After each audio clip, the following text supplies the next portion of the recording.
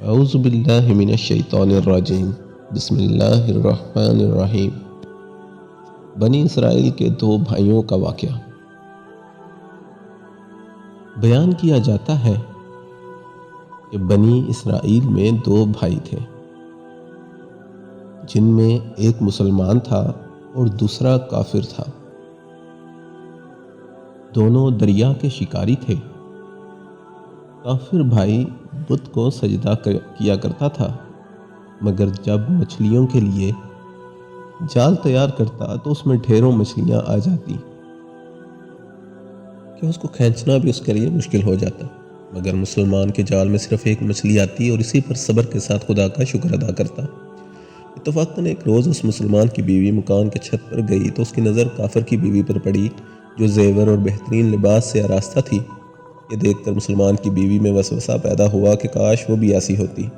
تو کافر کی بیوی بولی، اپنے شوہر کو اس پر آمادہ کر لے، وہ بھی میرے شوہر کے معبود یعنی بت کی عبادت کرے تاکہ تو بھی میری طرح مالدار ہو جائے۔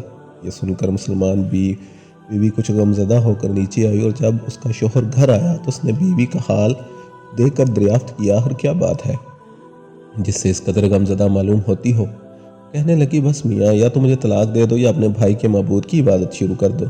یہ سن کر شوہر نے کہا، خدا کی بندی، تو خدا سے نہیں ڈرتی؟ ایمان کی دولت ملنے کے بعد یہ کفر کی باتیں کیوں؟ عورت بولی، اب مجھے زیادہ باتیں نہ بناؤ، میں بھی دوسری عورتوں کی طرح اچھا لباس اور زیور پہننا چاہتی ہوں۔ جب اس مرد مومن نے دیکھا کہ عورت ضد پر اتر آئی ہے اور اس کا اصرار بڑھ چکا ہے تو اس نے عورت کو تسلی دی اور کہا، گھبرانے کی ضرورت نہیں، میں کل سے کاریگروں اور مزدوروں میں جا کر محنت کر کے تجھے روزانہ 2 درہم دیتا رہوں گا۔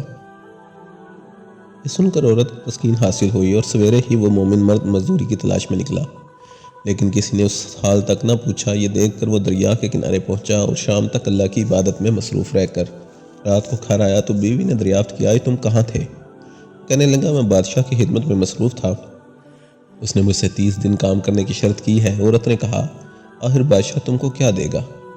تو اس نے جواب دیا، میرا بادشاہ بڑا کریم ہے، اس کے خزانے مال و دولت سے بھرے ہوئے ہیں، وہ مجھے بہت دے گا جو میں چاہوں گا۔ چنانچہ اس طرح برابر وہ اپنے معبود حق کی عبادت میں مصروف رہا۔ 20ویں رات ہوئی تو بیوی نے کہا، سنو، اگر کل تم نے مجھے مزدوری لا کر نہ دی تو مجھے طلاق دے دینا۔ یہ سن کر اس کو پریشانی ہوئی۔ 30ویں صبح اس نے ایک یہودی سے کہا، کیا تم مجھے مزدوری پر لگا لو گے؟ یہ سن کر یہودی کہنے لگا، ہاں، تم کو مزدوری مل جائے گی، لیکن شرط یہ ہے میرے پاس تمہارے کھانے پینے کا انتظام نہ ہوگا۔ چنانچہ وہ مرد مومن روزے کی نیت کر کے یہودی کے ساتھ ہو لیا۔ اللہ کے حکم سے ایک فرشتہ 19 اشرفیاں ایک نورانی طباق میں لے کر اس کی بیوی کے پاس پہنچا۔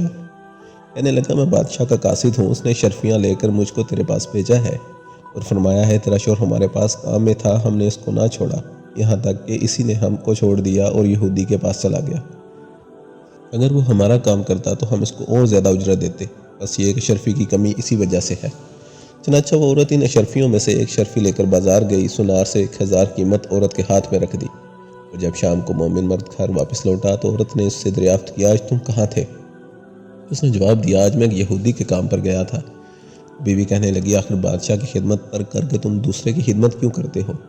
پھر اس کو اشرفیوں کا واقعہ سنایا، جس کو سن کر وہ مرد مومن روتے روتے بے ہوش ہو گیا، اور جب اس کو ہوش آیا تو بیوی سے کہنے لگا، افسوس، میں بادشاہ دو جہاں کی خدمت کا حق اپنے اوپر لازم نہ کیا۔